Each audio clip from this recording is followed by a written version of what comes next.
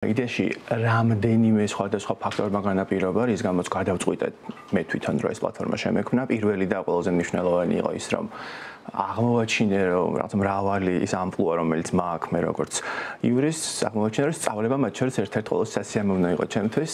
პირველი აქედან გაჩნდა იდეა. შემდგომ მე როგორც პრაქტიკოსი იურისტს ძალიან ბევრი кейსი მომდიოდა, როდესაც იქნება ეს ფიზიკური პირი თუ დამწყები სტარტაპი, მცირე და საშუალო ბიზნესი, მათ ჰქონდათ მუდმივად პრობლემები იმასთან მიმართებით, რომ კონკრეტულ შემთხვევებში რისკები არ ჰქონდათ გადაზღვეული კონკრეტული სამართლებრივი რეკეტების გამოყენებით და შემდგომ იმ მომენტში მოგმართავდნენ მე ან ჩემი კოლეგებს, როდესაც უკვე საკმაოდ მძიმე იყო მათი მდგომარეობა და შესაბამისად ბევრად უფრო მეტი იყო ის ხარჯი, რისი გაწევაც მათ უწევდათ, ხო? იმიტომ რომ როდესაც მოდიხარ პრობლემით იურისტთან, ბუნებრივია ხარჯი, რომელიც შენ შეიძლება მოგიწიოს ამ შემთხვევაში ერთი მხრივ როგორც იურისტის დაქირავების ხარჯი, მეორე მხრივ უშუალოდ პრობლემის აღმოფხვის ხარჯი ბევრად უფრო მეტია ვიდრე ის ხარჯი, რომელიც შეიძლება გასწიოთ დასაწყისში, როცა პრევენცია გააკეთო იმისა, რომ ამ ყველაფრამდე არ მოგიწიოს მისვლა. სწორედ აქედან გამომდინარე, რომ ვიფიქრეთ, რომ როგორ შეიძლება დავეხმაროთ ამ ხალხს, იმიტომ რომ მათ არ აქვთ შემთხვევაში, რომ ჩვენი ან ჩემი კოლეგების მომსახურების ხარჯი გასწიონ, იმიტომ რომ მათ ბიუჯეტი არ არის დიდი, გულისხმობ დამწყებ სტარტაპერებს, თუნდაც მცირე საშუალო ბიზნესს, ხო? ამიტომ მოვიფიქრეთ ეგეთი მოცემულობა, მე მოვიფიქრე უფრო სწორად, რომ უნდა შემექმნა რაღაც პლატფორმა, სადაც შევძლებდი მარტივად მათთვის იმ ინფორმაციის მიწოდებას, რაც მათ სჭირდებათ, იმისთვის, რომ გარკვეულწილად რაღაცნაირად თვითონ შეძლონ სამართლებრივი რისკების მინიმალურ დონეზე მაინც დაწყობა. ბუნებრივია რომ ეს 100% ვერ ასწავს ყველანაირ რისკს, რომელიც შეიძლება რეალისტეს ამომავლოთ, მაგრამ მათთვის ეს ხშირ შემთხვევაში ძალიან მნიშვნელოვანი დახმარება არის.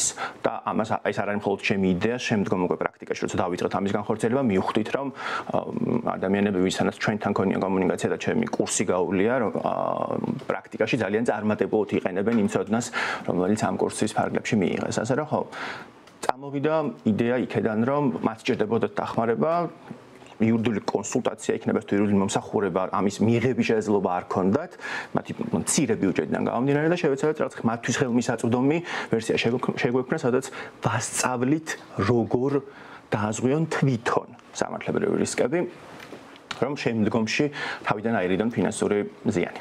შალო, როგორ არჩევთ თემატიკას? მოგდით თუ არა მომხმარებლისგან კითხვები დაუშვათ, რა არის ის პრობლემები, რომლებიც მათ ყველაზე ხშირად აწუხებთ? უკავშირი რამდენად აქტიურია? ფიზიკური პირების შემთხვევაში ყველაზე მეტი პრობლემა არის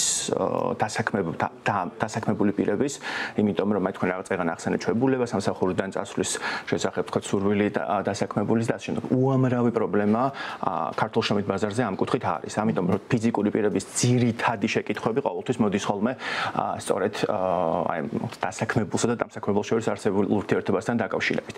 რაც შეეხება რაზეც ახლა ამ ეტაპზე ჩემი კურსი არის, ეს ამის სამიზნე ჯგუფი ძირითად შემთხვევაში არიან თუნდაც თვითდასაქმებულები, სტარტაპერები, მცირე და საშუალო ბიზნესი, რომელსაც სჭირდება კონკრეტული რისკების დაზღვევა.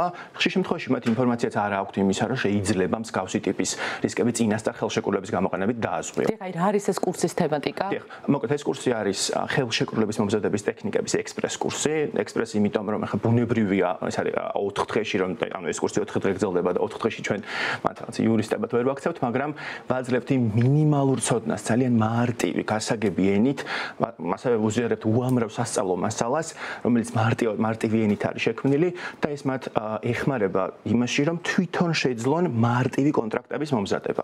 კონტრაქტის, რომლის დადების შემთხვევაში პოტენციური რისკების ძალიან დიდ ნაწილს დააზღვევენ თვითონ და აღარ დასჭირდებათ არც იურისტის დახმარება კონკრეტულ შემთხვევაში და შესაბამისად ის სამომავლო რისკები, რომელიც ხშირ შემთხვევაში მათთან რეალიზდება ხოლმე, აი ამის დაზღვევას წინასწარ შეეცდებიან. ამიტომ აქედან წამოვიდა საბოლოოდ, რომ ამ ფორმატის უნდა ყოფილიყო ეს კურსი.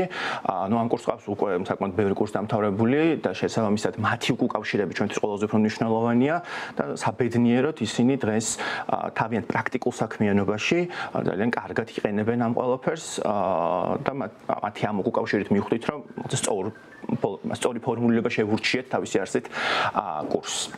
აი რა არის ის პრობლემები, რაც ყველაზე მწვავედ დგას და აი თუნდაც საბაზისო სამართლებრივი ცოდნის შემთხვევაში მოქალაქეები იქნებოდნენ ამ პრობლემებისგან დაზღვეულები. ყველაზე ხშირად რა მოცემულობაც მოდის ამ შემთხვევაში ამ დამწყები ბიზნესებისგან, სტარტაპი იქნება სწორედ თუ საშუალო ბიზნესი, არის ის რომ შეკვეთა მიიღეს ან რაღაც მომსახურების გაწევაზე მიიღეს თქვათ რაღაცა შეკვეთა და შემდგომ გაქრა ფრიდველი და დარჩნენ რაღაცა ძალიან დიდი ზოგ შემთხვევაში ძალიან დიდი ფინანსური ზიანის წინაშე. როცა მოდიან ჩვენთან როგორც იურისტებთან, ჩვენ ფაქტობრივად ხელფეხშეკრული ვართ, იმიტომ რომ რო ვეკითხებით დადებული გაქვთ კონტრაქტი, რაც შეიძლება დაადასტუროს თქვენ შორის არსებული სამართლებრივი ურთიერთობა. პასუხი შე შემთხვევაში არის რომ არა.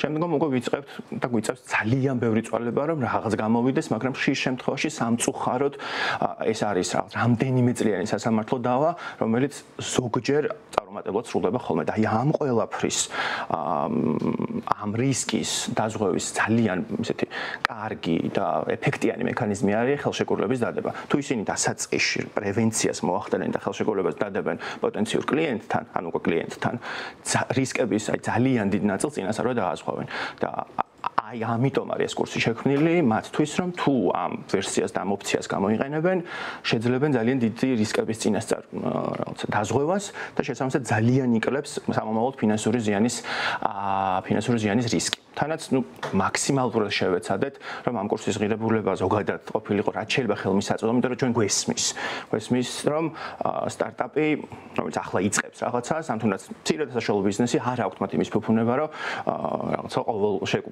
შეკვეთაზე თუ ყოველ თქვათ რაღაც დილზე დაიქირავონ იურისტი, არ არის მათთვის ხელმისაწვდომი, ამიტომ შეიქმნა ეს კურსი და ამიტომ მათ შორის განისაზღვრა რაც შეიძლება ხელმისაწვდომი ღირებულება მათთვის.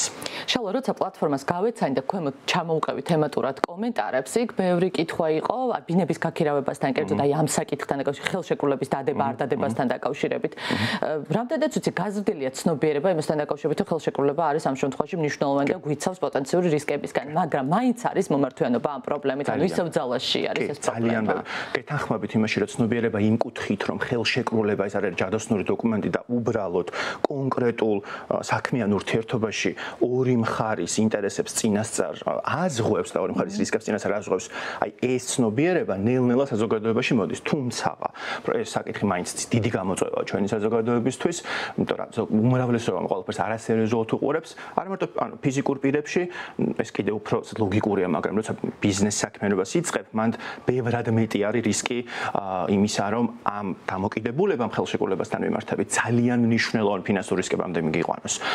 მაგრამ მანდაც გამოწვევა არის ბიზნეს სექტორშიც გამოწვევა არის, ნუ ეხლა გულისხმობ დიდ ბიზნესებს, გულისხმობ დამწყებ სტარტაპერებს, არ აქვთ რაღაცნაირად განცდა, რომ ეს ყველაფერი საჭიროა, თუმცა როცა ამ განცდას ეს განცდა მათთან მოდის, მაშინ როცა პრობლემა შეიქმნება და ყოველ შემთხვევაში ჩემი პლატფორმის ერთ-ერთი მიზანი სწორედ ეგ არის, რომ წინასწარ გაუჩნდეთ მათ განცდა, რომ რაღაც პრობლემის აღმოცენებამდე შეძლონ იმ ცოდნის მიღება, რომელიც მათ დაეხმარება შემდგომში, რომ ეს პრობლემა აღარ წარმოიშვას.